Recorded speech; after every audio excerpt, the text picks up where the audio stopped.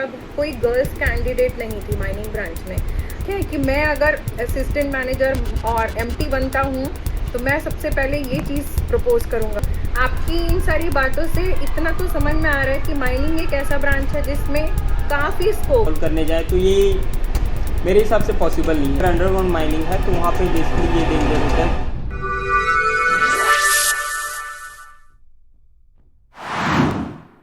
Hello everyone, this is Maya Chandrakar and welcome to our YouTube channel mining Gyan. आज हमारे साथ हैं मिस्टर पोषण वर्मा, जिन्होंने गेट माइनिंग इंजीनियरिंग 2025 में 11th रैंक हासिल करके माइनिंग ज्ञान की फैमिली को गौरवान्वित महसूस कराया है। So first of all congratulations Poshan for getting such a good rank and please introduce yourself to us. So first of all thank you ma'am. मेरा नाम पोषण वर्मा है और मैं छत्तीसगढ़ राज्य के राजनांदगांव ज़िले के पुरैना नाम के एक छोटे से गांव से बिलोंग करता हूं, जो बेसिकली जो हमारे पास में जो सिटी है राजनांदगांव, वहां से 30 किलोमीटर दूर है। और मेरी फैमिली में टोटल 6 मेंबर्स हैं। मेरी मम्मी, मेरे पापा, मेरी बड़ी 2 बहनें और एक मेरा छोटा भाई और मैं। और हमारा फैमिली का सोर्स ऑफ इनकम एग्रीकल्चर से आता है, जो बेसिकली मेरे मम्मी पापा दोनों मिलके फार्मिंग करते हैं। अच्छा, तो सबसे पहले आपके पेरेंट्स को बहुत बहुत बधाइयाँ। उनका काफ़ी योगदान रहा है आपको छोटे से सिटी से लेके रायपुर, जो छत्तीसगढ़ की राजधानी है, वहाँ तक का लंबा सफ़र तय कराने के लिए बहुत बड़ा योगदान है। तो थैंक यू आपके मम्मी एंड पापा को और आपके सिबलिंग्स को, और साथ ही साथ उनको कॉन्ग्रेचुलेशंस भी, क्योंकि आज आपकी विक्ट्री हुई है तो आपका सक्सेस उनका सक्सेस है, माता पिता का सक्सेस है। तो congratulations to your parents and to your siblings, to your teachers and to your mentors. तो चलिए शुरुआत करते हैं आपकी स्कूल की जर्नी से लेके NIT रायपुर तक की जर्नी के बारे में। तो प्लीज़ आप पहले शुरुआत करिए अपने स्कूल की जर्नी से। तो मेरी जो अर्ली एजुकेशन हुई थी वो मेरे गांव में ही रहकर हुई थी। अप टू फर्स्ट क्लास से 8th क्लास तक गांव में ही हुई। फिर वहाँ पे 9th 10th नहीं था तो पड़ोस के ही गांव में वहाँ पे था, तो वहाँ पे 9th 10th तक की मैंने एजुकेशन कंप्लीट की। और after 10th he in summer मैंने प्रयास नाम की एक स्कीम थी, वो एक कॉम्पिटिटिव एग्ज़ाम होता है, वहाँ पे एग्ज़ाम दिया था। तो उस पर स्कोर अच्छा आया था मेरा। तो उसमें काउंसलिंग जब हुई तो उसमें मेरे को 2nd रैंक का स्कूल मिला, जो कि दुर्ग प्रयास है। फिर वहाँ पे मैंने अपनी जो कि दुर्ग जिले में आता है बेसिकली। तो वहाँ पे मैंने अपने 11th 12th कंप्लीट किया। और बेसिकली वहाँ पे ना कि 11th 12th की ऐसी जनरल पढ़ाई नहीं होती, वहाँ पे होता है कि नीट और JEE का प्रिपरेशन कराया जाता है। अगर बायोलॉजी के है तो नीट का प्रिपरेशन, कॉमर्स के हैं तो उनके लिए अलग, और मैथ वालों के लिए नीट JEE, IIT JEE। अच्छा। और फिर जैसे जो वहाँ पे CGBSE होता था हिंदी मीडियम पे, तो बेसिकली उन लोग को जैसे एग्ज़ाम के टाइम ना 2 से 3 महीने पहले बस उनको बुक्स दी जाती थी, ताकि आप एग्ज़ाम में लिखने के लिए प्रिपेयर कर सकें। ताकि क्योंकि बाकी कॉन्सेप्ट तो IIT JEE के कोर्स से, नीट के कोर्स से कवर हो जाता था। तो इस तरह से वहाँ पे पढ़ाई होती थी, और वहीं से मुझे ये IIT JEE नीट ये सब का पता चला। फिर आगे उसको फ्यूचर में कंटिन्यू किया मैंने। और अच्छा, ग्रेट। Yes ma'am. तो जैसे कि आपने बताया कि आप 9th 10th में फिर प्रयास में एंटर किए, है ना? तो आपको जैसे गवर्नमेंट का एक बहुत अच्छा इनिशिएटिव है प्रयास, जिसमें एंट्रेंस लेके बच्चे काफ़ी सक्सेस हासिल करते हैं, काफ़ी दूर तक जाते हैं और आज बड़ी बड़ी पोस्ट पे हैं, है ना? एक छोटे और स्मॉल सिटी और विलेज से शुरुआत करते हैं एंड इतनी दूर तक अपनी लाइफ में पहुंचते हैं सक्सेस के साथ। तो मैं बिल्कुल जानना चाहूँगी कि आपको प्रयास को लेके अवेयरनेस कैसे आया? आपको प्रयास जो कि एक गवर्नमेंट इनिशिएटिव है, उसके बारे में कैसे जानकारी मिली? तो जो हमारे स्कूल में जो टीचर्स थे, लास्ट ईयर भी कुछ बच्चों ने एग्ज़ाम दिया था। और बेसिकली ये जो एग्ज़ाम है वो जो लोग नक्सल रीजन में आते हैं उसी एरिया के स्टूडेंट्स बेसिकली दे सकते हैं, वो एग्ज़ाम में एलिजिबल हैं।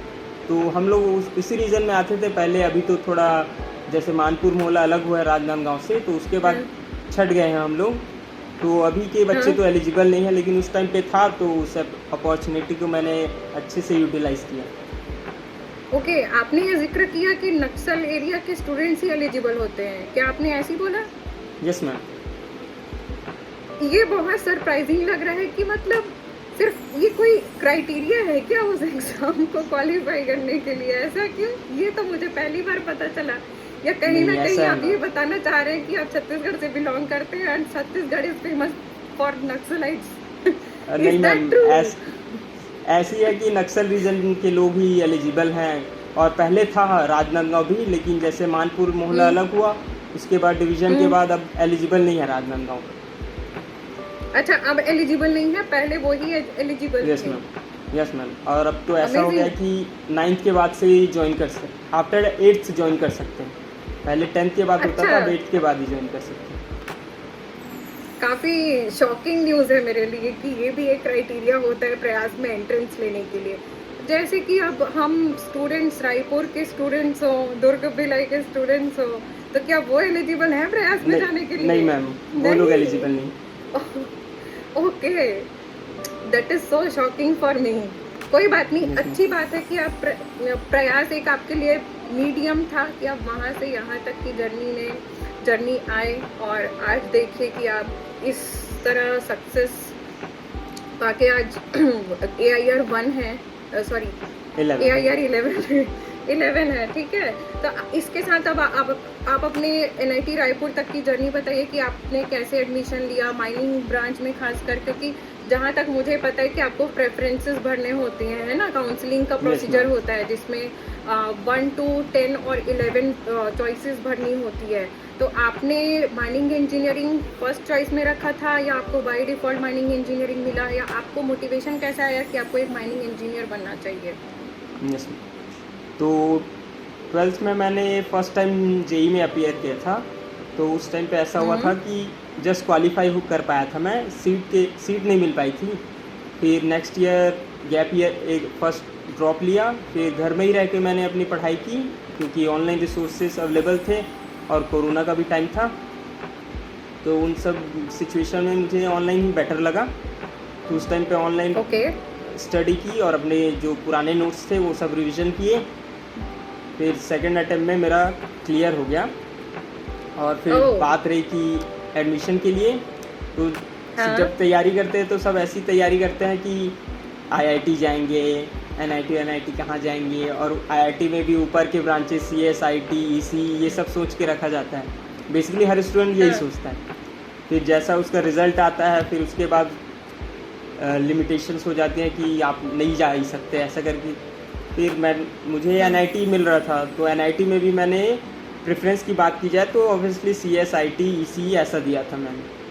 फिर बची, अच्छा, फिर कोर की ब्रांचेस बची, तो कोर की ब्रांचेस में ये समझ में नहीं आ रहा था कि कौन सा फर्स्ट प्रेफरेंस में डालूं और कौन सा नहीं। तो फिर उसके लिए मैंने अपने टीचर्स लोग से और जो प्रयास के जो पास आउट थे उनसे मैंने थोड़ा हुँ, गाइडेंस लिया। तो उन्होंने मेरे को बताया कि माइनिंग में एक अच्छा करियर हो सकता है, क्योंकि छत्तीसगढ़ में बहुत सारे नेचुरल रिसोर्सेज पाए जाते हैं और ये बहुत अच्छी अपॉर्चुनिटी हो सकती है मेरे लिए कि छत्तीसगढ़ में ही मेरे को बहुत अच्छी जॉब मिल सकती है और गवर्नमेंट सर्विसेज भी ओके। हैं। Yes ma'am. तो अगर देखा जाए तो आपने अपना करियर को सोच के ये ब्रांच चूज़ किया इन द सेंस कि नेक्स्ट जो एस्पिरेंट्स होने चाहिए, अगर जो आपको छत्तीसगढ़ में रहना है, जॉब ओरिएंटेड कोई ब्रांच हो, तो माइनिंग इंजीनियरिंग आप ले लो, डेफिनेटली जॉब तो पक्की है ना? Yes yes ma'am. Definitely, yeah that's also okay, क्योंकि काफ़ी स्टूडेंट्स कंफ्यूज होते हैं whether to go for mining और नॉट, और स्पेशली फॉर छत्तीसगढ़ स्टेट, क्योंकि छत्तीसगढ़ यस में मैम। कई सारे माइंस हैं और काफ़ी स्कोप है माइनिंग इंजीनियर्स के लिए। तो बिल्कुल आपने मैम। एक तरह से उनको भी ओपिनियन दिया कि नहीं, mining is a good branch, okay, अगर आप यस मैम। जॉब ओरिएंटेड हो स्टूडेंट हैं तो दैट्स ऑल्सो गुड। अब हम आपके ग्रेजुएशन और कॉलेज लाइफ के बारे में डिस्कस करना चाहेंगे कि आपका माइनिंग ब्रांच चूज़ करने के बाद कॉलेज लाइफ कैसा था? तो बेसिकली जब हम लोग ज्वाइन हुए तो फर्स्ट सेमेस्टर ऐसा था कि हम लोग को ऑनलाइन गया, क्योंकि उस टाइम हुँ, कोरोना का सेकेंड पैंडेमिक चल रहा था शायद। तो उस टाइम पे हुँ, ऑनलाइन हुआ फर्स्ट सेमेस्टर। फिर सेकंड सेमेस्टर जब ऑफलाइन हुआ तो हम लोग करीब अप्रैल में ज्वाइन किए। तो जैसा कि जानते हैं कि सब बहुत गर्मी रहता है इधर रायपुर में, तो उस टाइम पे थोड़ा दिक्कत हुआ, नया नया सिटी में आया मैं, और फिर रूम्स ढूंढने पड़े, वो सब मैनेज करने में थोड़ा दिक्कत हुआ। और फिर उसके बाद जैसे जैसे टाइम बीतते गया फिर मैनेज होते गया, फिर एक रूम छोड़ा, फिर दूसरे रूम पे जो पास कॉलेज के पास मिला, ऐसे ऐसे चलते गया।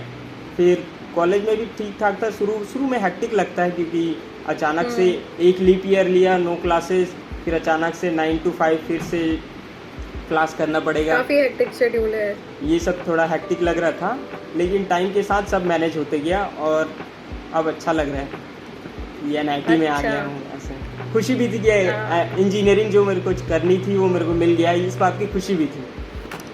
ओके, तो जैसे कि आपने बताया प्रयास में नीट, जेई और अदर एग्जाम्स का भी प्रिपरेशन करवाते हैं, तो आपको उस टाइम पे इंजीनियरिंग फील्ड में जाना है, ऐसा मोटिवेशन कैसे मिला? मेडिकल साइंस के फील्ड में क्यों नहीं गए? तो ये तो ऐसा पर्सनल चॉइस है कि मैं जैसे 11th में चूज़ करना रहता है कौन सी स्ट्रीम्स लें, हाँ, बायोलॉजी, कॉमर्स और मैथ्स।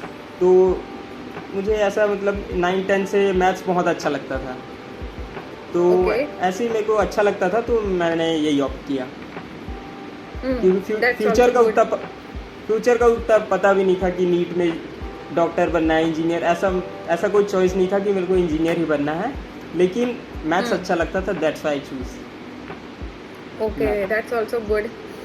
और जैसे कि आपने बताया कि पहले आप CSIT और जितनी टेक्नोलॉजी रिलेटेड ब्रांचेस हैं वो आपने चूज़ किया, देन कोर ब्रांचेस, और कोर ब्रांचेस में भी माइनिंग आई थिंक आपके लिए लास्ट ऑप्शन था, है ना?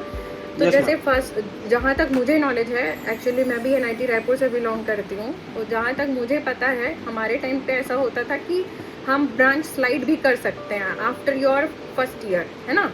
Yes ma'am. वो बेस्ड रहता था CGPA के अकॉर्डिंग कि आप स्लाइड भी कर सकते हो, अगर आपका परफॉर्मेंस अच्छा है फर्स्ट ईयर में, तब सेकंड ईयर में ब्रांच चेंज कर सकते हैं। तो आप ये बताइए, जैसे कि आपका ऑप्शन नहीं था माइनिंग, तब आप क्या इस डायरेक्शन में सोचे, या तब तक आपको पूरा इंटरेस्ट डेवलप हो गया था कि नहीं आपको माइनिंग ब्रांच में ही रहना चाहिए? तो तब तक तो नहीं डेवलप हुआ था कि माइनिंग में ही रहना है, लेकिन माइनिंग एक अच्छा ब्रांच है ये पता चल गया था क्योंकि सीनियर्स ने बताया था, गाइड किया था प्रॉपर। तो फिर उसके बाद स्लाइड वाले में ऑप्शन पे मैंने ध्यान ही नहीं दिया उस टाइम पे, और मेरा CGPA जो आया था Okay. वो भी मॉडरेट 8 पॉइंट था, तो स्लाइड का कोई ऑप्शन ही नहीं था मेरे पास। अच्छा, तो जैसे कि देखा जाए स्कूल के टाइम से लेके NIT रायपुर तक की जर्नी में मुझे ये समझ आया है कि आपको मेंटर्स, पेरेंट्स, सिबलिंग्स, सीनियर्स काफ़ी अच्छे मिले हैं जिन्होंने आपको एक प्रॉपर डायरेक्शन दिखाया है। So thank you so much to everyone whoever has guided you. Okay, so let's continue with your college life and about your vocational training. Second year के बाद माइनर ट्रेनिंग होता है और थर्ड ईयर के बाद major vocational training होता है जो 30 डेज का होता है। तो उसमें माइनिंग इंजीनियर्स को डिफरेंट PSUs लाइक NMDC, कोल इंडिया एक्सेट्रा और अदर माइनिंग इंडस्ट्रीज विजिट करना होता है ना? और आप लोगों का जो माइंस होता Yes, है वहाँ पे भी आपकी ट्रेनिंग लगती है, अंडरग्राउंड माइन, अदर थिंग्स। तो आपका कहाँ पे वोकेशनल ट्रेनिंग लगा था, और वो ऑन कैंपस था या ऑफ कैंपस? प्लीज़ उसके बारे में भी बताइए। तो बेसिकली जो मेरा फर्स्ट ट्रेनिंग था वो सेकेंड ईयर के बाद था, समर्स में। तो जो हमारे यहाँ कॉलेज में जो सिस्टम चलता है कि CPI के बेसिस में आपको अपॉर्चुनिटी दी जाती है कि आप किस सब्सिडरी में, जैसे हम लोग के यहाँ कोल इंडिया आई थी, Okay. तो कोल इंडिया की किस सब्सिडरी में आप वोकेशनल ट्रेनिंग करना चाहते हैं, और जो टीम्स दी जाती थी वो भी CPI के बेसिस पे ही होती थी बेसिकली। जिसका CPI ज़्यादा होगा वो चूज़ कर सकता है अपने हिसाब से, कहीं भी जा सकता है। अच्छा, तो ऐसा था कि मुझे MP SCCL सब्सिडरी के अंदर MP में अनूपपुर ज़िले के अंदर एक जमुना कोतमा एरिया है, वहाँ पे मुझे वोकेशनल ट्रेनिंग करने का मौका मिला था। तो जिस माइन में हम लोग गए थे वो था एक अंडरग्राउंड कोल माइन था जो कि जमुना 1-2 के नाम से जाना जाता है। अच्छा, तो वहाँ आपकी ट्रेनिंग और ये मेरे लिए एक फर्स्ट टाइम एक्सपोजर था माइन विजिट करने का, ओह और एक अपॉर्चुनिटी थी। वाह, तो आपका कैसा एक्सपीरियंस था वहाँ फिर? तो बहुत बढ़िया था मैम, क्योंकि फर्स्ट टाइम हम लोग माइन विजिट कर रहे हैं, कि कैसा होता है माइंड। इससे पहले सिर्फ बुक्स में पढ़े थे कि ऐसा ऐसा है, अच्छा। एक्चुअल लाइफ में देखे नहीं कि एक्चुअली वर्क कैसे करता है, जो कि बहुत अंतर था दोनों में। ऐसा आप प्लीज Yes, बताइए ma'am. किस तरह का अंतर था कॉलेज लाइफ से और ट्रेनिंग वाले प्लेस में? तो जैसे कि हम लोग विजिट किए तो वहाँ पे देखा कि जो माइंड का एनवायरनमेंट होता है हम लोग सोचते थे एकदम सेम ही होगा, लेकिन एक्चुअल में डिफरेंट था।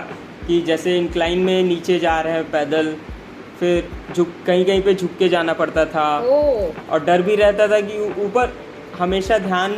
जब फर्स्ट डे हम लोग गए तो ध्यान हमेशा ऊपर ही था कि कुछ गिर ना जाए, कुछ हो ना जाए, इस तरह का डर लगा रहता था। अच्छा। दिन भर यही सोचते थे हम लोग। ओह ऊपर से अंदर लाइटिंग भी नहीं थी, बहुत सारी कीचड़ विचड़ ये सब में चल के जाना पड़ता था, तो Oh बहुत सारी God. दिक्कत होती थी। नहीं, मैं समझ सकती हूँ। जहाँ तक मेरे नॉलेज में, माइनिंग इंजीनियर बनना is not an easy task, and वो ड्यूटीज़ परफॉर्म Yes, करना ma'am. Is also not an easy task. ये जो करते हैं वही समझ पाएंगे ऐसी चीज़ होती है, तो मैं समझ सकती हूँ। तो अगर कॉलेज में आपने क्या है थ्योरी स्टडी किया था और वहाँ प्रैक्टिकली आपने Yes, देखा, तो डेफिनेटली वहाँ का वर्क एनवायरनमेंट और वर्क कल्चर डिफ़िकल्ट रहा होगा, है ना? और कई सारी Definitely. चीज़ें सीखने मिली होंगी आपको। तो उसमें आपको क्या डिफरेंस फील होता है? जैसे हमारे टीचर्स पढ़ाते हैं कि ये ऐसा होता है, माइंड्स में ये चीज़ें कराई जाती हैं। जस्ट फॉर एग्जांपल ब्लास्टिंग करते हैं, Yes, ma'am. तो ये ऐसा होता है, कंसेप्ट्स पढ़ाते हैं। तो आपको क्लैरिटी जब आप प्रैक्टिकली माइंड्स विजिट किए वहाँ मिली, या होता है ना कभी कभी सिर्फ थ्योरी पढ़ें तो उतनी अंडरस्टैंडिंग नहीं बनती है।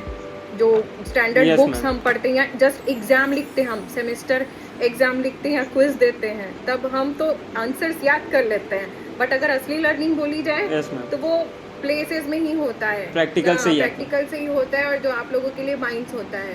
तो उस पर्सपेक्टिव में अपना एक्सपीरियंस बताइए। तो ऐसा था कि जैसे हम लोग बुक्स में पढ़े हैं कि ये होता है ये होता है, तो जो पढ़े रहते हैं वो लंबे समय तक याद नहीं रहता। जो एक्चुअल में अगर देखे हैं, जो किए हैं, वो हमेशा आपको याद रहेगा कि हाँ ऐसा किया था मैंने, ऐसा होते देखा था।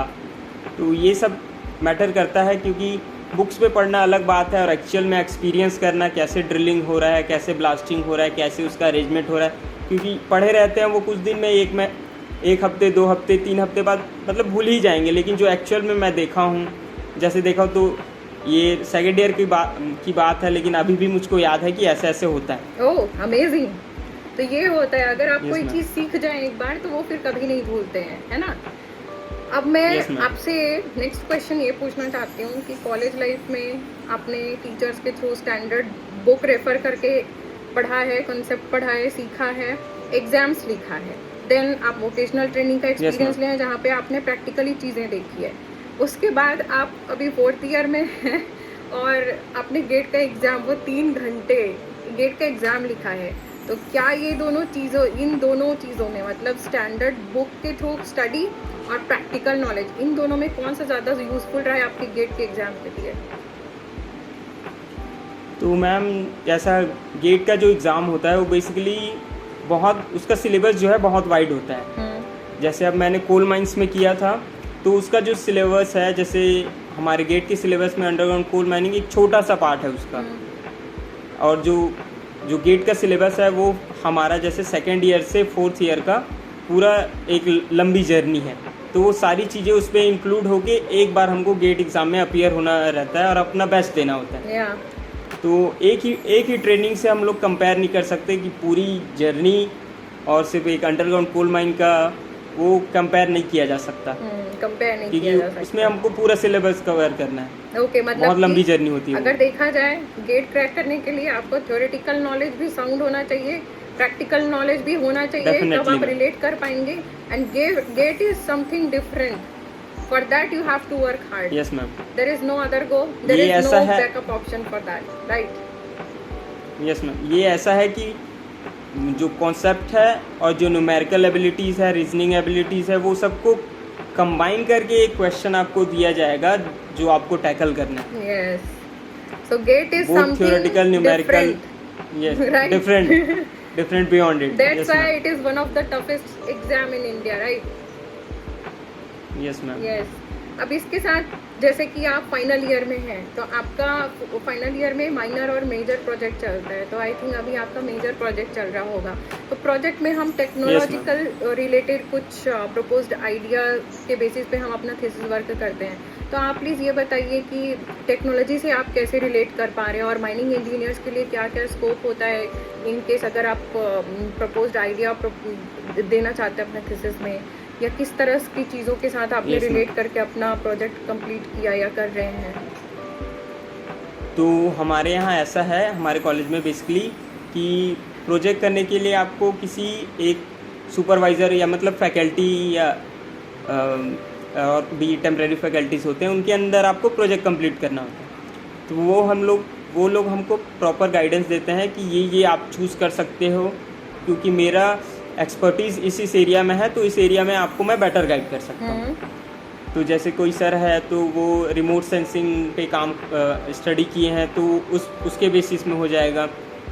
और जैसे जो मेरा प्रोजेक्ट है वो स्लोप स्टेबिलिटी एनालिसिस पे था, तो उसके लिए फ्लैग स्लोप एक सॉफ्टवेयर होता है, उसका यूज़ किए थे हम लोग। जो और हमारा प्रोजेक्ट हमारे एचओडी सर के ही अंदर ही था। अच्छा, एचओडी सर के ही Yes, अंडर ma'am. के स्टूडेंट हैं आप आपके Yes, ma'am. आपके एचओडी अभी कौन है करेंटली? पंकज कुमार देवांगन सर। अच्छा, पंकज कुमार देवांगन सर। तो जैसे कि उनको भी पता ही होगा कि आप 11th रैंक लेके आप आए प्रोजेक्ट वर्क करने के साथ साथ ही, तो इस पे मतलब आपको Yes, ma'am. फैकल्टी या कॉलेज के जितने भी टीचर्स रहे हैं, प्रोफेसर्स रहे हैं आपके, उनके थ्रू कुछ सपोर्ट मिला और किस तरह का सपोर्ट मिला? डेफिनेटली आपके गाइड थे तो उन्होंने सपोर्ट किया, तभी आज आप ये रैंक हासिल कर पाए एंड ये रियलिटी में बदल पाए कि आपका जो इमेजिनेशन था एक रैंकर बनना है, आपने कड़ी मेहनत की। तो आपके कॉलेज के प्रोफेसर्स का भी योगदान रहा है, तो thank you so much sir आपको इतना गाइडेंस प्रोवाइड करने के लिए और सपोर्ट प्रोवाइड करने के लिए। तो उनका क्या पर्सपेक्टिव था या उनका क्या रिएक्शन था जब आपके रिजल्ट के बारे में उनको पता लगा? Yes ma'am. तो जैसा मेरा रिज़ल्ट आया उसके नेक्स्ट डे मैं मिठाई लेके सर के पास गया। वाओ। तो मेरे जाने से पहले सबको पता चल गया था कि हमारे बच्चों ने ऐसा इतना अच्छा परफॉर्म किया है। तो वो लोग पहले से बता रहे थे कि हम लोग गए और पहले से कॉन्ग्रेचुलेशन बोल दिया उन्होंने, क्योंकि उनको पता चल गया था ऑलरेडी, उनके ग्रुप्स में सर्कुलेट हो गया था, पूरे कॉलेज को पता चल गया था एक्चुअली। वाओ। रातों रात खबर फैल गई थी। तब तो सर काफ़ी खुश हुए होंगे। यस मैम, बहुत खुश थे सारे। और ये सब के पीछे उन लोग का भी बहुत बड़ा योगदान है, क्योंकि जो सिलेबस में कवर किया जाता है यहाँ के कॉलेज में वही चीज़ें सारी रहती हैं। थोड़ा सा और डीप पढ़ने का और प्रॉब्लम ज़्यादा सॉल्व करने की बस ज़रूरत होती है, क्योंकि जैसा मैंने यहाँ पे पढ़ा है तो सारे लगभग वही थे, बस थोड़े से क्वेश्चन प्रैक्टिस करने की ज़्यादा ज़रूरत है आपको। फिर NIT जो हमारे यहाँ का है वो बेस्ट क्वालिटी एजुकेशन प्रोवाइड करता है माइनिंग इंजीनियरिंग में, और ये माइनिंग इंजीनियरिंग के लिए ही जाना जाता है। बहुत अच्छा कॉलेज है बेसिकली। ये क्योंकि हमको बताने की या डिस्कस करने की ज़रूरत नहीं है, इस बार जैसा रिजल्ट दिया है NIT रायपुर हमेशा से देते आए हैं, एंड ऑब्वियसली AIR 11, AIR 1 और अदर रैंक्स भी NIT रायपुर से आए हैं। तो ये तो रिकॉर्ड ब्रेकिंग रिजल्ट है। और हमेशा से माइनिंग, ऐसे भी NIT रायपुर की शुरुआत माइनिंग ब्रांच से हुई थी जब इस कॉलेज की शुरुआत हुई थी, और आज भी रिजल्ट बरकरार है NIT रायपुर के माइनिंग ब्रांच से। तो मैं समझ सकती हूँ कि प्रोफेसर्स किस तरह से पढ़ाई करवाते हैं स्टूडेंट्स को, किस तरह से सपोर्ट प्रोवाइड करते हैं, स्टडी मटेरियल्स प्रोवाइड करते हैं, एंड स्टडी का क्वालिटी कैसा है वो रिजल्ट से ही पता चलता है। क्योंकि आपकी सफलता ही NIT रायपुर की पहचान है और आपकी सफलता ही माइनिंग ज्ञान की पहचान है। Yes ma'am. हाँ, तो अगेन आपके प्रोफेसर्स को भी हमारी तरफ से थैंक यू कहना, और उनको ज़रूर बताइएगा कि उनके सपोर्ट से ही ये चीज़ सफल हो पाया है, और आज हम AIR 11 से बात कर रहे हैं। ठीक है। जहाँ तक मुझे आइडिया था, जब मैं स्टूडेंट थी NIT रायपुर 2015 में मैंने एंट्रेंस लिया था, तब कोई गर्ल्स कैंडिडेट नहीं थी माइनिंग ब्रांच में। बट 1 और 2 ईयर के बाद आई थिंक 2017 से क्या हुआ कि फीमेल स्कॉलर को भी एडमिशन दिया जाता था माइनिंग ब्रांच में।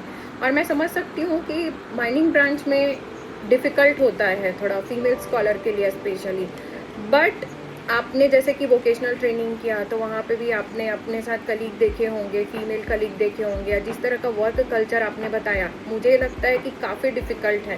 तो आपका क्या ओपिनियन है कि एक फीमेल स्कॉलर को या अपकमिंग जितने भी बैचेस आ रहे हैं उसमें फीमेल कैंडिडेट्स को माइनिंग ब्रांच चूज़ करना चाहिए या क्या करना चाहिए? आप प्लीज़ सजेशन दीजिए इसके रिगार्डिंग। यस।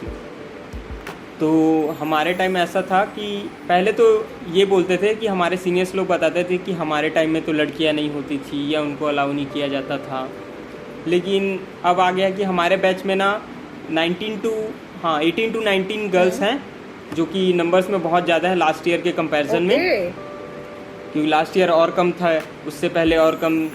वो बताते हैं कि जो हमारे से 2-4 साल पहले वाला बैच था उसमें एक गर्ल्स थी बस। तो उसके कंपैरिजन में तो अभी बहुत ही अच्छा हो गया है, गर्ल्स लोग के लिए बहुत अच्छी अपॉर्चुनिटी है। और मैं ये बोलना चाहूँगा कि माइनिंग में they can have a good career, because जो अभी जो सिनेरियो चल रहा है कि पहले ऐसा होता था कि टेक्नोलॉजी इतनी ज़्यादा इन्वॉल्व नहीं थी माइनिंग में।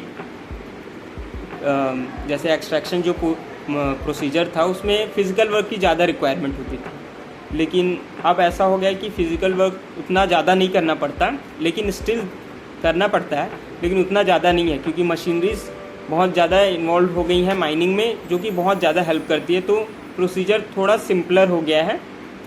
तो मेरे हिसाब से माइनिंग में बहुत अच्छा करियर हो सकता है। और जैसा कि अभी जो हमारे कॉलेज में अभी प्लेसमेंट सीज़न चल रहा है, तो प्लेसमेंट में ऐसा है कि हमारे यहाँ जितनी लड़कियाँ थी उसमें से सारी प्लेस हो गई हैं। ग्रेट। जो प्राइवेट कंपनीज हैं वो बहुत अच्छा मतलब ऑफ़र दे रहे हैं और उनको अच्छा मौका भी दे रहे हैं कि माइनिंग में so that they can have a good future in mining. तो ओवरऑल आपका ये सजेशन है कि कोई डर नहीं है, कोई फियर नहीं है, और एक फीमेल स्कॉलर को डेफिनेटली माइनिंग ज्ञान अगर वो चूज़ करना चाहती है डेफिनेटली चूज़ करना चाहिए, है ना? कोई फियर का कोई बात का ज़रूरत नहीं है। Oh that's good. ये एक तरह से ये एक मैसेज हो जाएगा या आपका सजेशन हो जाएगा कि डरने की कोई बात नहीं है। Female student can also do the same thing as boys are doing this.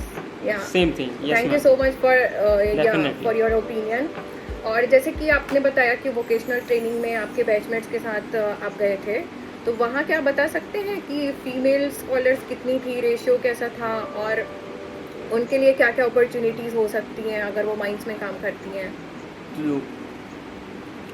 तो बेसिकली जो मेरी टीम थी उसमें तो हम लोग सारे लड़के ही थे, लेकिन लड़कियों का पूरा प्रॉपर एक ही ग्रुप था और उनको अलग से माइन अलॉट हुई थी।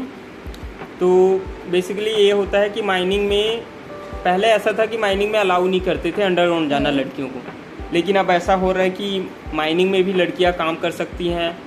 लेकिन मोस्टली ऐसा देखा जा रहा है कि ऑफिस वर्क ज़्यादा देने का ट्राई करते हैं, लेकिन उन लोग को भी अपॉर्चुनिटी दी जा रही है, क्योंकि माइनिंग बहुत बड़ा इंडस्ट्री है, उसमें ऑफिस वर्क भी चाहिए और फील्ड वर्क तो मस्ट है। तो ये सब सिनेरियो है। और जैसे कि आपने बताया कि जॉब की अपॉर्चुनिटीज़ काफ़ी हैं, है ना? तो एक अच्छा ऑप्शन हो सकता है, क्योंकि अब गवर्नमेंट, यस मैम, और गवर्नमेंट भी ये स्कीम ला रही है कि आपको जेंडर रेशियो भी मेंटेन करना है विद इन ऑर्गेनाइजेशन, सो उनके लिए और एक अच्छा अपॉर्चुनिटी है। So dear girls, you can take this suggestion, और आप लोग भी अगर चूज़ करना चाहते हैं माइनिंग ब्रांच, तो no doubt this is the best branch that you can opt for, और आप डेफिनेटली जा सकते हैं इस ब्रांच के लिए। और साथ ही साथ जैसे कि पोषण वर्मा जी ने बताया ही है कि कोई ऐसा रिस्क वाली बात नहीं है। सो पोषण, जैसे कि आपने बताया कि आपको वोकेशनल ट्रेनिंग में प्रैक्टिकल नॉलेज भी मिला, स्टैंडर्ड बुक और कॉलेज की स्टडी से थ्योरेटिकल नॉलेज भी मिला, एंड प्रोजेक्ट में आपने टेक्नोलॉजिकल एडवांसमेंट्स रिलेटेड वर्क किया है ना? तो आप कुछ इम्प्रूवमेंट बता सकते हैं इस फील्ड में कि these are the things that you can improve as a mining engineer? तो बेसिकली ये मैम कि माइनिंग में जैसे कि अगर अंडरग्राउंड माइनिंग है तो वहाँ पे बेसिकली ये डेंजर होता है कि रूफ फॉल ना हो जाए, ये बेसिकली, और गैस एमिशन ये सब का होता है। तो उसके लिए तो टेक्नोलॉजी आ ही गई है कि मतलब कि स्टार्टा कंट्रोल मेजर्स, जो इक्विपमेंट्स है जो स्ट्रेस मेजरमेंट करते हैं बेसिकली, और जो गैस एमिशन मेजर करते हैं वो सब हैं। और माइन ओपन कास्ट माइंस में अगर देखा जाए तो अभी भी नई टेक्नोलॉजीज इन्वॉल्व हो रही हैं। जैसे वहाँ पे स्लो फेल्योर एक बहुत बड़ा कॉज है एक्सीडेंट्स का, और उससे माइन को भी बहुत बड़ा लॉस होता है। तो उसके लिए भी टेक्नोलॉजीज इन्वॉल्व हो गई हैं, इवॉल्व हो चुकी हैं, जैसे SSR स्लोप मॉनिटरिंग रडार है। ये सब सिस्टम्स अभी नए आ रहे हैं, और माइनिंग में ऑटोमेशन का बहुत ज़्यादा स्कोप है, क्योंकि जैसे कोई भी डंपर या मशीनरी चल रही है तो अभी इंडिया में ऐसा सिनेरियो है कि वो सब ह्यूमन ही ऑपरेट कर रहे हैं। लेकिन अदर कंट्रीज़ में क्या हो रहा है कि फुल्ली ऑटोमेटेड हो रहा है, कि without going in the harm location और the position you can directly operate the machinery with the remote. So basically remote sensing एक बहुत बड़ा स्कोप है यहाँ पे, और ऐसे बहुत सारे माइंस हैं जहाँ पे मतलब अदर कंट्रीज़ में है। फ़िलहाल तो इंडिया में ऐसा नहीं हुआ है, लेकिन बहुत जगह पे ऐसा यूज़ किया जा रहा है। तो इसको ये बोलते हैं कि ऑटोमेटेड, सेमी ऑटोमेटेड या फुली रिमोटली ऑपरेटेड माइंस, इन सबको बोला जाता है, जो कि इंडिया में बहुत जल्दी हो सकता है। ओके, तो अगर मैं आपको पूछती हूँ कि ऑब्वियसली आप AIR 11 है, आप डेफिनेटली एक PSU में तो जाएंगे ही जाएंगे। तो अगर आपको मौका मिलता है तो सबसे पहले चीज़, फॉर एग्जांपल कोल इंडिया में आपका प्लेसमेंट होता है, ठीक है, तो आप ऐसा कोई सा चीज़ आप आइडिया प्रपोज कर सकते हैं, या आप कुछ सोच के रखें कि मैं अगर असिस्टेंट मैनेजर और MT बनता हूँ तो मैं सबसे पहले ये चीज़ प्रपोज करूँगा कोल इंडिया को? तो यस मैम, डेफिनेटली मैम, क्योंकि जो हार्म एक्सपोजर है, जो जैसे ब्लास्टिंग रीजन है, वहाँ पे जब ड्रिलिंग या ब्लास्टिंग होता है तो बहुत सारा डस्ट जनरेशन होता है। तो वो बेसिकली हार्मफुल होता है। जब हम लोग इनहेल करते हैं तो उससे कई डिसीज़ भी हो सकती हैं। तो वहाँ पे ऐसा कर सकते हैं, या फिर एज ह्यूमन को हम लोग रिप्लेस कर सकते हैं, कि जैसे कि मशीनरी है तो ड्रिलिंग के टाइम जो डस्ट जनरेशन होता है तो ह्यूमनली ऑपरेटेड होता है, तो वो मशीन को हम लोग ऐसा कर सकते हैं कि यूजिंग कैमरा एंड सेंसर्स कि उसको रिमोटली ऑपरेट करा सकें। तो हम लोग बहुत दूर रह के, उस लोकेशन से दूर रह के भी उसको रिमोटली ऑपरेट कर सकते हैं, और फाइनल एक्सट्रैक्शन प्रोसीजर भी कंप्लीट कर सकते हैं। और जैसे कंटिन्यूस माइनर ऑपरेट हो रहा है वो भी सेम प्रोसीजर से कर सकते हैं। Shuttle car, LHD, these are different equipments which are using in underground mining, और same thing in surface mining में भी कर सकते हैं, डंपर शॉवेल ऑपरेट करने के लिए, जैसे कि अदर कंट्रीज में अभी हो रहा है एक्चुअल में। Oh great. तो आपकी इन सारी बातों से इतना तो समझ में आ रहा है कि माइनिंग एक ऐसा ब्रांच है जिसमें काफ़ी स्कोप है। Yes ma'am, definitely. चाहे रिसर्च की बात करें, चाहे PSUs में जॉब्स की बात करें, चाहे माइनिंग इंडस्ट्री में बात करें, या गेट को लेके बोलें, काफ़ी स्कोप है। Yes ma'am. And equally for male and female. Yes ma'am, ये तो मुझे बात समझ में आ रही है। यस मैम, क्योंकि टेक्नोलॉजी के साथ फिजिकल वर्क कम होते जाएगा, तो फिजिकल वर्क की जरूरत नहीं पड़ी, तो मैन और women both can do this things.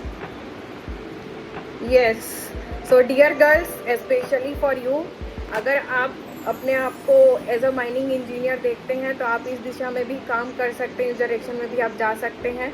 तो आपके लिए भर भर के स्कोप है, और आप डेफिनेटली इस डायरेक्शन में जाइएगा। जैसे कि पोषण वर्मा सर ने बताया है, उनका ओपिनियन है कि आप बिल्कुल वर्क कर सकते हैं। तो these are the technical gaps in mining field that you can fill by your efforts. That's what I can understand, right. और मैं ज़रूर चाहूँगी कि आपने जो जो टेक्निकल गैप्स बताया है, जब आप इंजीनियर बनते हैं, MT बनते हैं, एक PSU में जाते हैं, तो आप ज़रूर ये सारी चीज़ें करेंगे और अपने आइडियाज़ प्रपोज करेंगे, ठीक है। तो अभी तक हमने आपके स्कूलिंग के बारे में डिस्कस किया, और प्रयास के बारे में डिस्कस किया, देन NIT रायपुर के बारे में डिस्कस किया, देन वोकेशनल ट्रेनिंग के बारे में डिस्कस किया, और मेरे को इतना समझ में आया कि इसमें काफ़ी बड़ा हाथ है, काफ़ी बड़ा योगदान है आपका पेरेंट्स का, आपके टीचर्स का, आपके मेंटर्स का, आपके फ्रेंड्स का, ठीक है। चलिए अब बात करते हैं गेट एग्ज़ाम 2025 के बारे में, जो कि मैं ज़रूर जानना चाहूँगी कि माइनिंग ज्ञान का क्या रोल था आपका ये सक्सेस हासिल करने के लिए, और गेट के एग्ज़ाम के प्रिपरेशन के पीछे। प्लीज़ आप ये स्टोरी भी शेयर करिए हमारे साथ। तो जो मेरा फर्स्ट अटैम्प्ट था वो मैंने 3rd ईयर में ही अपीयर कर लिया था।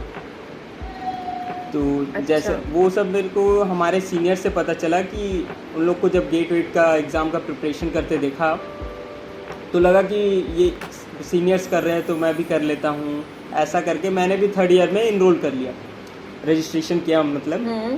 फिर उसके बाद लास्ट के ओके। 3 मंथ में मैंने अपना मतलब प्रिपरेशन स्टार्ट किया बेसिकली, क्योंकि पहले उतना अच्छा। इंटरेस्ट नहीं था। फिर बाद में धीरे धीरे इंटरेस्ट आते गया, फिर तैयारी चालू की। तो 3 ही महीने हुए थे मुझे प्रिपरेशन करते हुए। तो उस टाइम पे मैंने ओके। उन्हीं से पता चला कि माइनिंग ज्ञान नाम का एक प्लेटफॉर्म है जहाँ पे आप ऑनलाइन एजुकेशन ले सकते हैं माइनिंग ज्ञान के लिए, माइनिंग के लिए। और ऐसी बहुत सारी उसमें और भी कोर्सेज हैं अवेलेबल, तो जो चाहे वो कर सकते हैं। तो मैंने थर्ड ईयर में ही वहाँ पे इनरोल कर लिया था माइनिंग ज्ञान में, और जो मेरे डाउट्स थे वहाँ से क्लियर हो गए। और लास्ट ईयर तो 2-3 सब्जेक्ट ही, जैसे सर्वे का थोड़ा पोर्शन कंप्लीट किया था, और मेजरली रॉक मैकेनिक्स और सिस्टम इंजीनियरिंग बस पढ़ा था मैंने लास्ट टाइम।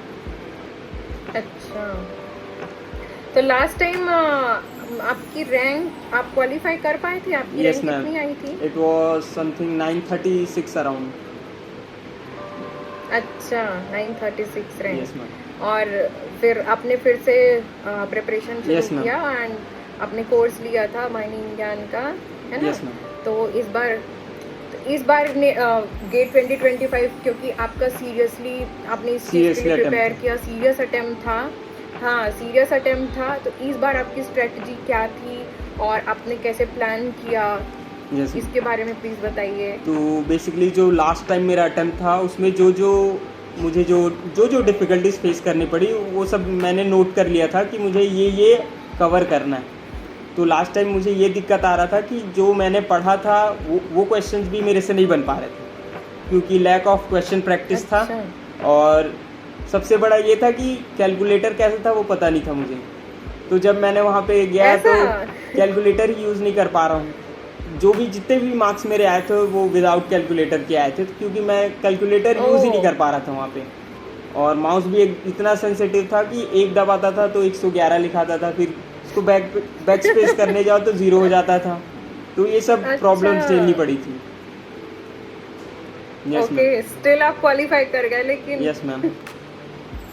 क्योंकि ओके, तो इस बार का प्रिपरेशन स्ट्रेटजी बताइए। तो इस बार ये था कि जो गलती मैंने लास्ट टाइम की है, जैसे कैलकुलेटर हो गया, लैक ऑफ क्वेश्चन प्रैक्टिस, और सिलेबस तो कवर था ही नहीं क्योंकि उस टाइम लेट ज्वाइन किया था, प्रिपरेशन लेट स्टार्ट की थी। अच्छा। तो इस बार ऐसा प्लान था मेरा कि ये सब तो मैंडेटरी है कवर करना। तो जैसे जैसे सिलेबस कवर करते गया, बहुत सारे सिलेबस तो ऐसे थे कि मतलब हमारे जो कोर्स में था वही सारे सिलेबस रहते बेसिकली गेट में। तो प्रोफेसर्स इतने अच्छे थे और इतना अच्छा पढ़ाते थे हमारे सर कि क्लियर हो जाता, जैसे mine development, mining methods, rock mechanics, ये सब ऐसे, और सिस्टम इंजीनियरिंग, ये सब ऐसे थे कि उतना ज़्यादा इसमें एफर्ट डालने का ज़रूरत नहीं पड़ा, क्योंकि हमारे सिलेबस में ऑलरेडी कवर हो चुका था। ज़रूरत थी तो सिर्फ इस चीज़ की कि डिफरेंट टाइप्स ऑफ क्वेश्चंस करने हैं और ज़्यादा क्वेश्चंस करने हैं, ताकि अगर कोई नए टाइप के क्वेश्चन भी आए तो हम आसानी से टैकल कर सकें। तो ये सब के लिए मैंने बेसिकली कोर्स ज्वाइन किया था। तो मैंने अपने कोर्स टाइम पे ट्राई किया कि ज़्यादा से ज़्यादा क्वेश्चन सॉल्व कर सकूं, और टेस्ट सीरीज़ तो मैंने लास्ट के 2-3 मंथ्स में ही ट्राई की थी। तो उसमें भी पहले स्कोर ख़राब आया, फिर थोड़ा अच्छा आया, धीरे धीरे इम्प्रूव हो गया था।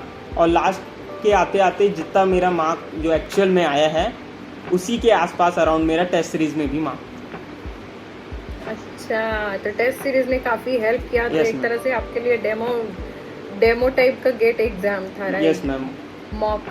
मॉक टेस्ट सीरीज, इसीलिए टेस्ट सीरीज को मॉक टेस्ट सीरीज Yes, बोला ma'am. जाता है। तो काफ़ी हेल्पफुल रहा है टेस्ट सीरीज आपके लिए। और आप प्लीज़ बताइए कि आपने कौन कौन से बुक्स रेफर किए थे गेट एग्जाम प्रिपेयर करने के लिए, और क्वेश्चंस प्रैक्टिस तो एक तो टेस्ट सीरीज लगाया आपने, Yes, और ma'am. भी कोई बुक प्रेफर किया था तो न्यूमेरिकल्स लगाने के यस लिए? मैम, जैसे वेंटिलेशन एक प्रॉपर सब्जेक्ट होता है, तो उसके लिए मैंने एक एलसी काकू नाम की बुक आती है वो प्रेफर किया था। उसको मैंने 2 बार सॉल्व कर लिया था, क्योंकि मैं कोई रिस्क नहीं लेना चाहता था, क्योंकि सेटअप में मेरे को निकालना है, ऐसा करके चल रहा था। और हॉस्टल का भी माहौल ऐसा था कि सब एकदम लगे पड़े हुए हैं गेट के पीछे। तो सबसे हेल्प भी मिल जाती थी। एक क्वेश्चन इससे सॉल्व नहीं हो रहा है तो वो मेरे पास लेके आ रहा है, मेरे से सॉल्व नहीं हो रहा है तो मैं उसके पास लेके जा रहा हूँ। ऐसे बहुत सारे 10-15 लोग थे जो बहुत अच्छे से तैयारी कर रहे थे और वो क्वालिफाइड भी हुए इस बार और अच्छा रैंक भी आया उन लोग का। तो माहौल बहुत ज़्यादा ज़रूरी है मेरे हिसाब से, और जो कि यहाँ पे था। और फिर बुक्स की बात की जाए तो ये वेंटिलेशन के लिए मैंने एलसी काकू किया था, और जैसे JB मिश्रा किया था जो भी, वो भी वेंटिलेशन का ही है। और फिर जो सिलेबस में कवर होता था वो भी अच्छा है, और BC पूनमिया भी था। वो उतना अच्छे से मैंने नहीं किया था क्योंकि माइनिंग ज्ञान से भी बहुत चीज़ें मैंने सीखी हैं डेफिनेटली, और वो बहुत ज़्यादा हेल्पफुल रहा मेरे लिए कई सब्जेक्ट में। और कई सब्जेक्ट ऐसे क्लियर हो जाते थे सिलेबस के टाइम से। और फिर माइनिंग ज्ञान का वो एक प्रैक्टिस बुक भी था, तो उसको भी मैंने दो बार सॉल्व कर लिया था।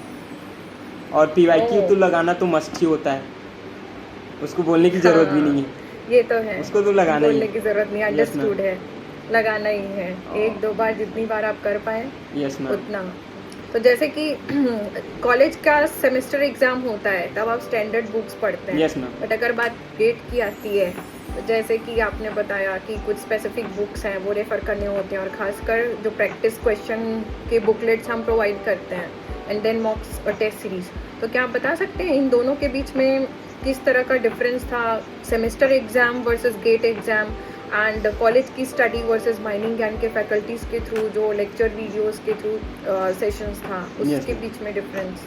तो दोनों में मेजरली यही डिफरेंस होता है कि हम जो यहाँ कॉलेज में पढ़ते हैं वो बेसिकली मोर ओरिएंटेड होते हैं towards the theoretical knowledge and the conceptual. But जो गेट का सिलेबस होता है उसमें ये होता है कि थ्योरेटिकल प्लस न्यूमेरिकल एबिलिटीज़, फिर रीजनिंग एबिलिटीज़, वो बेसिकली ये आपकी थिंकिंग एबिलिटीज़ को मेजरली चेक करता है। और फील्ड में क्या सिनेरियो चल रहा है उन सबको कंसीडर करते हुए गेट का एग्ज़ाम होता है। लेकिन यहाँ पे कोर्स वर्क में हमको सिर्फ थ्योरेटिकल नॉलेज प्रोवाइड की जाती है मेजरली, और कॉन्सेप्चुअल नॉलेज जो वो भी बहुत इंपॉर्टेंट है, जो कि without conceptual knowledge you can not clear the GATE examination. Okay. तो जैसे कि हमारे कोर्स में आपने देखा होगा फैकल्टीज़ भी पहले टॉपिक्स पढ़ाते हैं, देन क्वेश्चन सॉल्व करवाते हैं, और कॉलेज की स्टडी में भी सेम टॉपिक्स हम पढ़ते हैं। तो क्या आपको क्या लगता है कि जस्ट PYQs लगाना, कॉलेज की स्टैंडर्ड बुक से स्टडी अगर कर लिए, आपका थ्योरेटिकल नॉलेज क्लियर है, तो क्या आपको गेट के जो पर्टिकुलर लेक्चर्स होते हैं वो भी रेफ़र करने चाहिए, या सिर्फ क्वेश्चंस लगा के भी एक अच्छा रैंक लाया जा सकता है?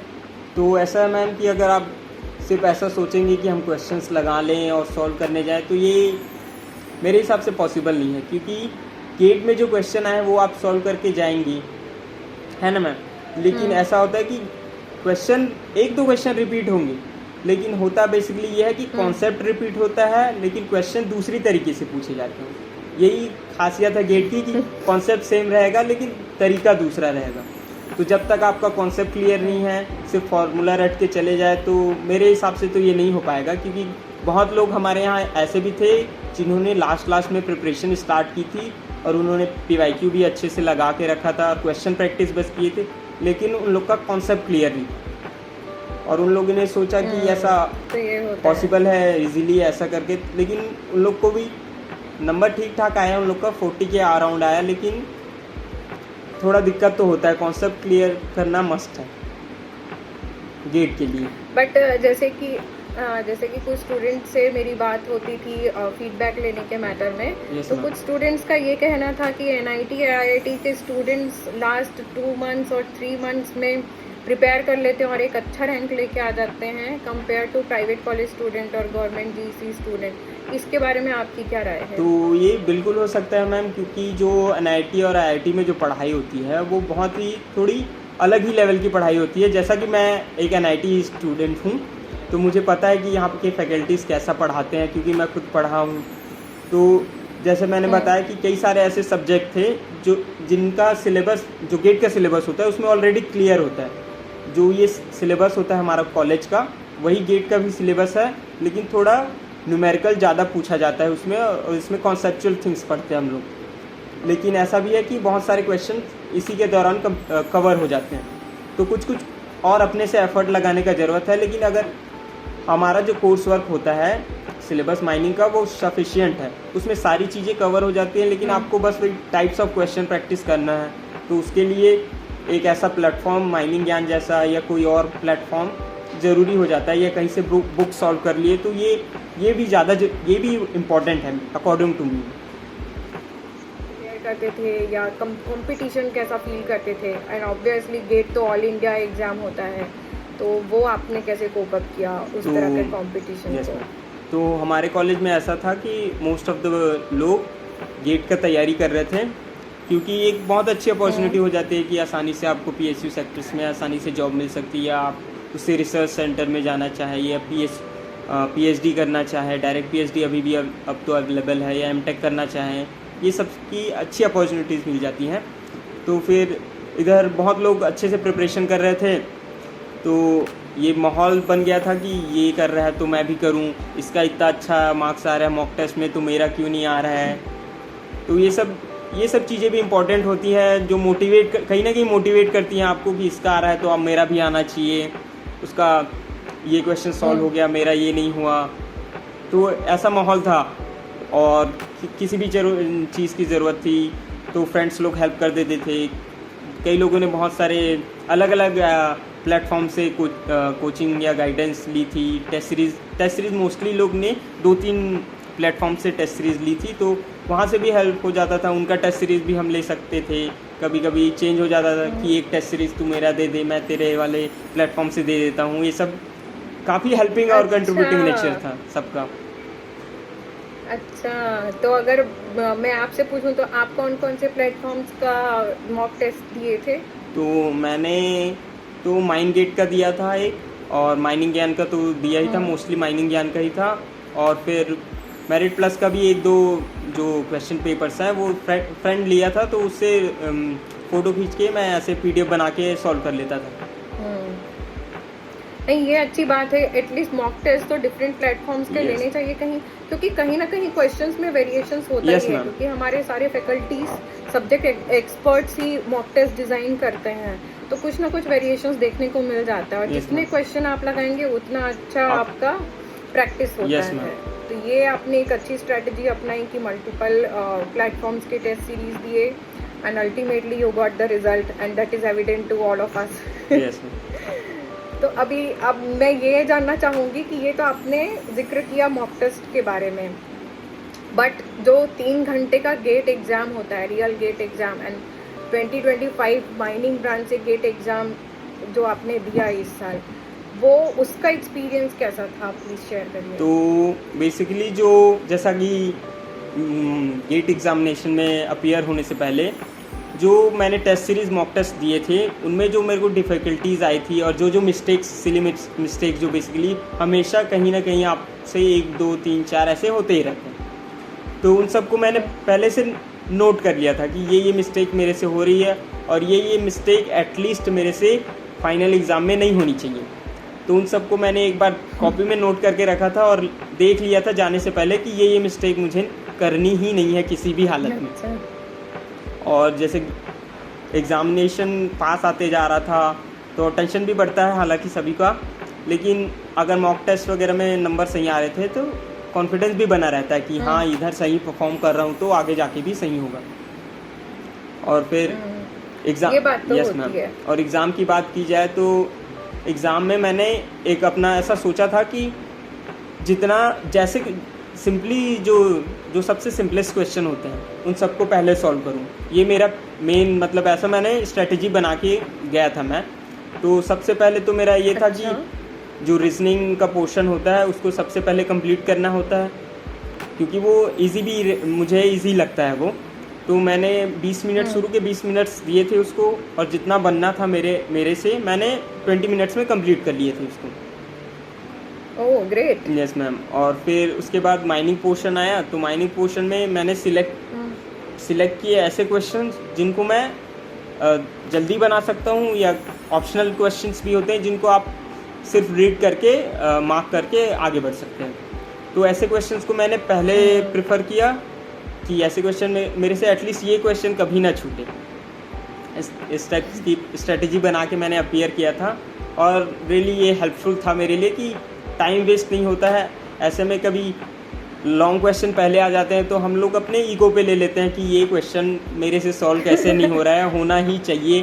तो उस क्वेश्चन को सॉल्व करते करते 5 मिनट गया, 10 मिनट गया, फिर और 10 मिनट जाने के बाद हमको ये लगता है कि 10 मिनट दे चुका हूँ, कैसे सॉल्व नहीं हो रहा, फिर और 5-10 मिनट गया, तो ऐसे में बहुत ज़्यादा टाइम ले लेता है। तो मैंने ये सोच के गया था कि ऐसे क्वेश्चन मुझे करने ही नहीं है जो 2-3 मिनट से ज़्यादा लगे।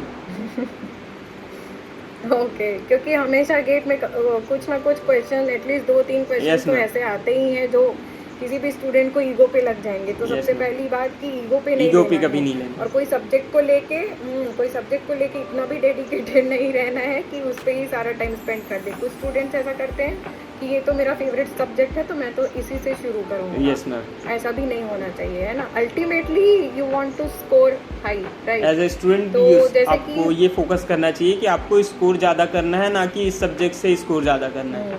हमें हमारा स्कोर बढ़ाना है, ये मेन मोटिव होना चाहिए। हाँ, ये चीज़ तो मैं आपके सर से भी सुनी हूँ कि इस तरह की स्ट्रैटेजी होनी चाहिए, क्योंकि अल्टीमेटली टाइमर रहता है, सेट रहता है, 3 आवर्स का रहता है, टाइम लिमिटेड है, एंड पर क्वेश्चन आपको उतना ही डेडिकेटेड टाइम देना चाहिए, अदरवाइज बाकी क्वेश्चन छूट जाएंगे। ऐसा चीज़ होता है, तो वो मैं समझ सकती हूँ। जैसे कि आपने मॉक टेस्ट लिया था हमारे प्लेटफॉर्म का एंड अदर प्लेटफॉर्म्स का, तो वो काफ़ी हेल्पफुल रहा है आपके लिए। Yes ma'am. या क्या आप एक बेसिक डिफरेंस बता सकते हैं कि मॉक टेस्ट और रियल एग्जाम में क्या बेसिक डिफरेंस होता है, या आपने क्या फील किया? तो बेसिकली ये होता है कि मॉक टेस्ट एक एक्सपोजर देता है कि जैसे 3 घंटे आपको प्रिपेयर होने हैं गेट एग्जामिनेशन में। ऐसा होता है कि हमारी एफिशिएंसी 10 मिनट, 20 मिनट, 1 घंटे हम पढ़ रहे हैं, तो एफिशिएंसी डिफरेंट हो सकती है एज़ कम्पेयर टू 3 घंटे अगर आप किसी एक पोजीशन पे बैठे हैं और आप एग्ज़ाम दे रहे हैं, तो वहाँ पे आपकी efficiency definitely according to me decrease ही हो जाएगी, क्योंकि ये आधे घंटे ऐसे बैठे हैं तो हमारा डेफिशिएंसी थोड़ा अलग रहता है, माइंडसेट भी अलग रहता है, हैप्पी माइंड में ऐसे ही दिला देते हैं। लेकिन वहाँ पे with time barrier, more number of questions, more time you have to spend at a position, तो वहाँ पे ये सब फैक्टर्स होते हैं जो डेफिनेटली मैटर करते हैं। तो ये सब मॉक टेस्ट एक बहुत ही अच्छा एक्सपोजर देता है और सभी को मॉक टेस्ट देना ही चाहिए एटलीस्ट, क्योंकि वो हमको एक आइडिया देता है कि फाइनल में हमको कैसे एक ही पोजीशन में बैठे हुए अपनी एफिशिएंसी को मेंटेन करते हुए चलना है और इफ़ेक्टिवली हमको एक अच्छा स्कोर करना है। सो मॉक टेस्ट बहुत ही अच्छा होगा ये प्रिपरेशन के लिए, और देना मस्ट है सब।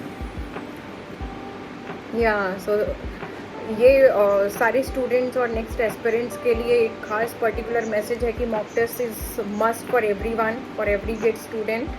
और इसके साथ साथ जैसे कि हमें पता है कि आप लोगों को क्वेश्चन, प्रैक्टिस सेट्स और बुकलेट के फॉर्म में प्रोवाइड करवाया गया था स्टडी मटेरियल कोर्स के शुरुआत में ही, है ना।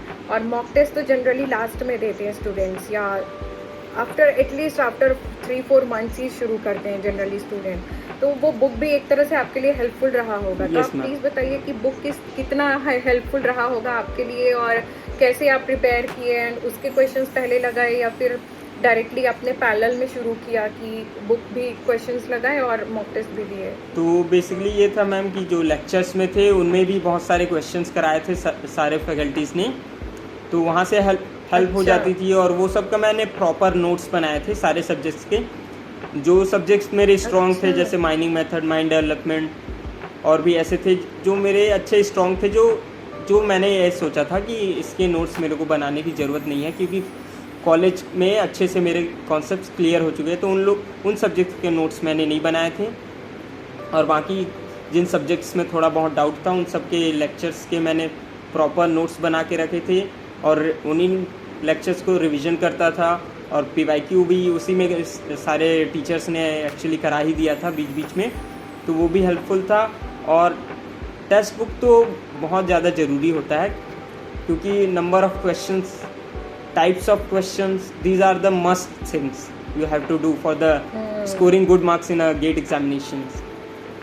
तो ऐसे टेक्स्ट बुक सॉल्व करने तो मस्ट हैं और ज़रूरी भी है। लेकिन ये है कि जैसे माइनिंग ज्ञान का मैंने लिया था, तो उसमें कुछ मिस्टेक्स थी आंसर्स में, लेकिन पहली बार है तो हो सकता है मिस्टेक्स हैं, लेकिन नेक्स्ट टाइम और इम्प्रूव करने का चाहिए माइनिंग ज्ञान को। डेफिनेटली हम कोशिश Yes, कर ma'am. रहे हैं। हाँ क्योंकि मुझे कुछ जो डिफ़िकल्टीज आई थी, मेरा कॉन्सेप्ट थोड़ा क्लियर था तो समझ में आ गया कि ये गलत है, ये सही है। लेकिन कुछ कुछ लोग ऐसे होंगे जिनको समझ में नहीं आया होगा और डेफिनेटली नहीं डिफ़िकल्टीज आया फेस होगा। करनी पड़ेंगी ये सब। हाँ तो माइनिंग ज्ञान से मैं यही कहना चाहूँगा हाँ, कि ये तो इसमें है। इम्प्रूवमेंट चाहिए और श्योर स्टूडेंट्स को। श्योर ये भी एक वैल्यूएबल फीडबैक है जो आपने दिया है, और हमारी पूरी टीम इस पे वर्क कर रही Yes, है। ma'am. हम इंश्योर ज़रूर करेंगे कि इस ईयर नेक्स्ट एक्सपीरियंस के लिए किसी तरह की डिफ़िकल्टी ना आए, और अगर आप किसी तरह से हमको कंट्रीब्यूट कर पाएँ तो डेफिनेटली हम चाहेंगे कि आप Yes, ma'am. कंट्रीब्यूट भी कर पाएँ कि कहाँ पे मिस्टेक्स थे, एटलीस्ट वो बता दे तो काफ़ी हेल्पफुल रहेगा हमारे लिए। तो उस पर भी हम बात करेंगे बाद में आपसे। अभी तक आपसे बात करके और आपकी जर्नी के बारे में जानकर मुझे इतना तो अंदाज़ा लग गया है पोषण की आपके पेरेंट्स, टीचर्स, मेंटर्स, सीनियर्स का काफ़ी रोल रहा है ना? और आपका ma'am. कंसेप्चुअल क्लैरिटी कॉलेज की स्टडी से भी आया, और माइनिंग ज्ञान के लेक्चर मटेरियल से भी ऑल्सो भी, और उससे भी आया। तो आप क्या प्लीज़ बता सकते हैं कि कॉलेज की अगर बात आती है, कॉलेज स्टडी की बात आती है, तो आपके फेवरेट प्रोफेसर्स जिनसे आपको काफ़ी चीज़ें सीखने को मिली, एंड साथ ही साथ माइनिंग ज्ञान के कुछ फैकल्टी मेंबर्स जिनसे काफ़ी कुछ सीखने को मिली, आप किनको क्रेडिट देना चाहेंगे? तो डेफिनेटली मैम मैं अपने फैकल्टीज़ लोग को डेफिनेटली क्रेडिट दूंगा, क्योंकि उन लोगों ने बहुत हेल्प की है। उन लोगों ने जैसा पढ़ाया, जैसे हमारे साहू सर थे, मुर्मू सर हैं, एमडी पटेल सर है जिन्होंने वेंटिलेशन पढ़ाया, ढेकने सर हैं, देवांगन सर है, सारे फैकल्टीज़ जो एनआईटी में जो फैकल्टीज़ है वो तो बेस्ट ही हैं, जिन्होंने इतना हेल्प किया और इतना अच्छे से सारे कोर्स वर्क पढ़ाए, जिससे मेनली मेरा जो कॉन्सेप्ट था बहुत मतलब 80% कॉन्सेप्ट सारे क्लियर ही हो गए थे। और जो डाउट्स थे उनके लिए माइनिंग ज्ञान जो मैंने प्रेफर किया, उसमें भी बहुत सारे टीचर्स जिनसे मैं अमृतेश सर को जैसे जानता हूँ, चंद्राकर सर को जानता हूँ, ऐसे टीचर्स थे जिन्होंने बहुत हेल्प की। और बाकी टीचर्स का नाम तो मुझे नहीं पता, लेकिन मैं रिकॉर्डेड लेक्चर देखा था। Yes sir, yes ma'am. तो सब्जेक्ट्स भी अच्छे थे। इकोनॉमिक्स मैंने नहीं पढ़ा था, हमारे यहाँ कुछ और ऑप्शन में था तो मैंने दूसरा सब्जेक्ट ले लिया था। तो इकोनॉमिक्स तो फुली मैंने पढ़ा है, और सिस्टम इंजीनियरिंग में भी कुछ कुछ पोर्शन में मुझे हेल्प मिली आसानी से। तो दोनों को मैं थैंक यू बोलना चाहूँगा कि मेरे लिए ये बहुत बड़ा एक हेल्प था कि गेट स्कोर इतना अच्छा लाना मेरे लिए अकेले पॉसिबल नहीं था।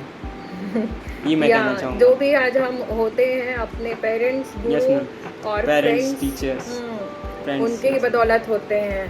तो अगर मैं आपसे जस्ट पूछना चाहूँगी कि एनआईटी रायपुर है, एक तरफ एनआईटी रायपुर है और एक तरफ माइनिंग ज्ञान है, तो आप प्लीज़ वन वर्ड में दोनों प्लेटफॉर्म्स को डिफाइन करिए, तो आपका क्या जवाब होगा?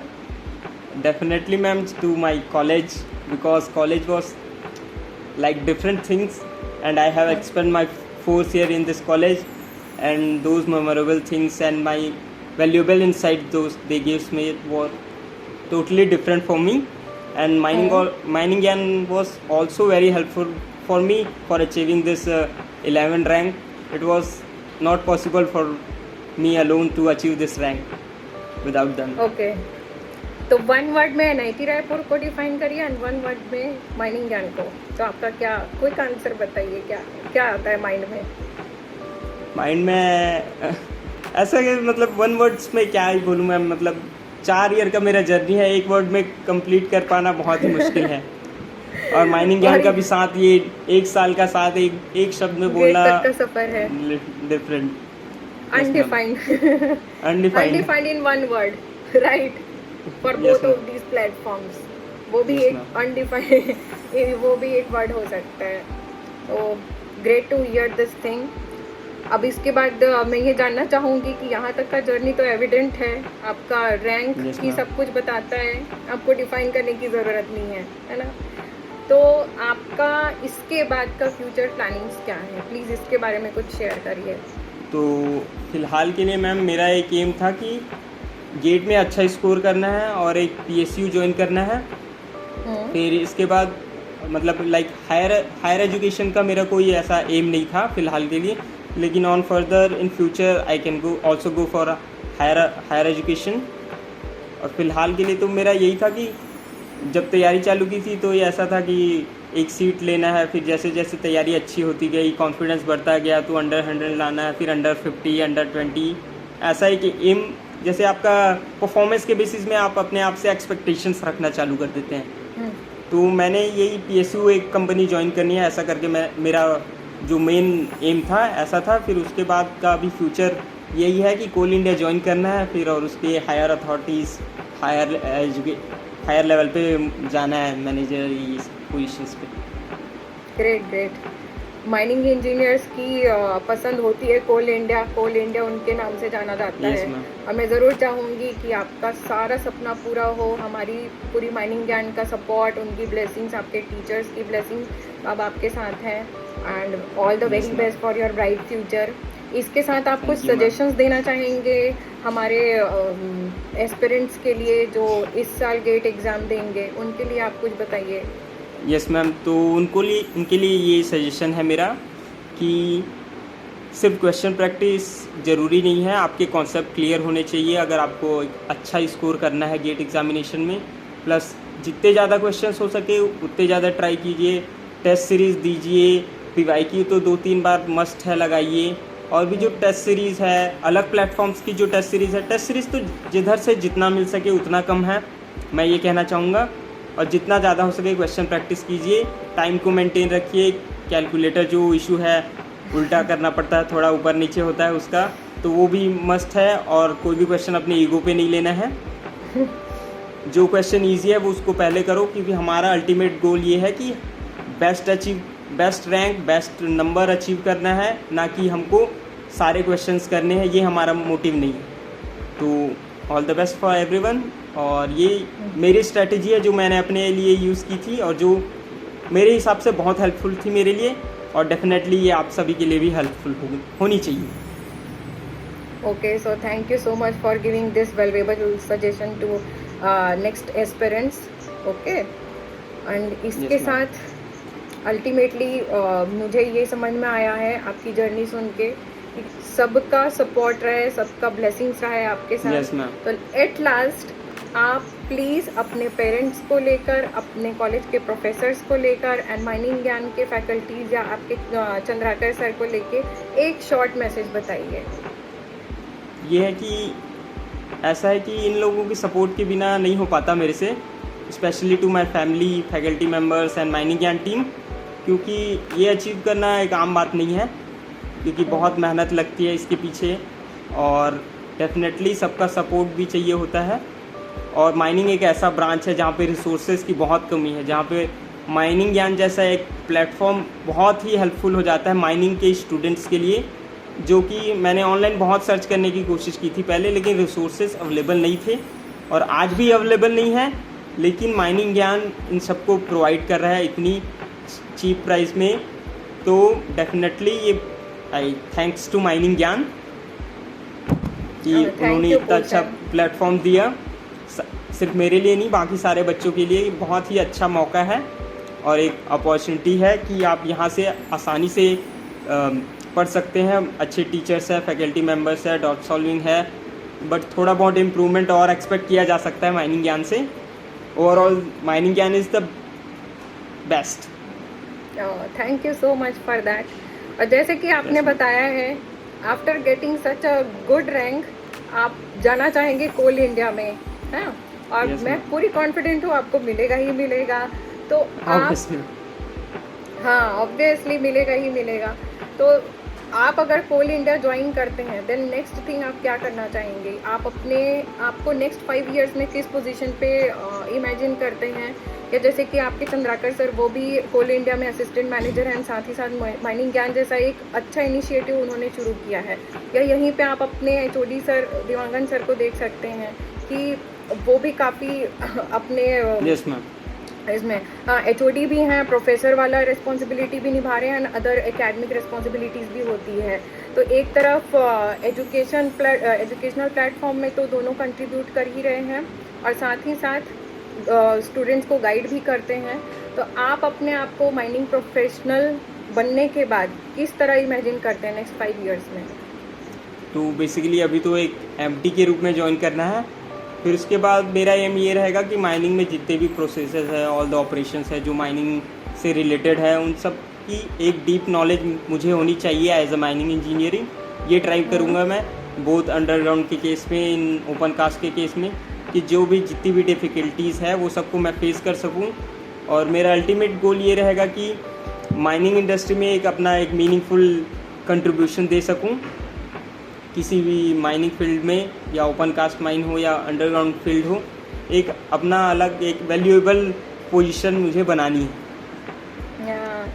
तो हमारा एक्सपेक्टेशन है आप ज़रूर अपने सारे सपने पूरे करें, जैसे कि आज तक आपने पूरा किया है। आगे भी आप बिल्कुल आगे बढ़िए, हमारा साथ है आपके साथ और हमेशा हम रहेंगे। Mining Gyan family, the entire family will be there for you. So अभी तक मैं आपके सक्सेस जर्नी के बारे में डिस्कस की और इस सेशन में कुछ ही बातें जानने को मिली आपके बारे में, और भी ऐसी कई सारी बातें हैं या सीखने को मिलेंगी आपसे। तो मैं ज़रूर आप चाहूँगी कि आप हमारे सक्सेस इवेंट में आइएगा, जो कि गेट 2025 रैंकर्स के लिए स्पेशली हम ऑर्गेनाइज करेंगे और ऑनर भी मिलता है। हमारे सारे रैंकर्स वहाँ पार्टिसिपेट करते हैं और अपनी सक्सेस टिप्स बताते हैं, सक्सेस जर्नी के बारे में डिस्कस करते हैं और अपने नेक्स्ट एस्पिरेंट्स के लिए मैसेज भी देते हैं। तो वहाँ हम बिल्कुल चाहेंगे आपको वेलकम करना। पूरी माइनिंग ज्ञान की टीम रहेगी आपको वेलकम करने के लिए। बिलासपुर में इवेंट होगा, तब ज़रूर आइएगा और we will be there, we will be waiting for you and we are waiting for that day, and I think you will also be there. Okay, you will join us. Yeah, so again we'll discuss with you. So thank you so much for connecting today and joining this family. Yes, ma'am. And I hope that you will be with us forever. Yes, ma'am. And you will contribute your efforts. Yes, thank you. Yeah, so thank you so much for joining. Yeah, the whole thank mining you so team. much. Yeah, thanks a lot on behalf of this mining gang family. Yes, ma'am. Okay, then we will meet again at our success event. Yes, ma'am. And you please be there. Definitely. We will be there to welcome you. Thank you so much. Thank you, ma'am. Thank you, mining Okay, team. bye.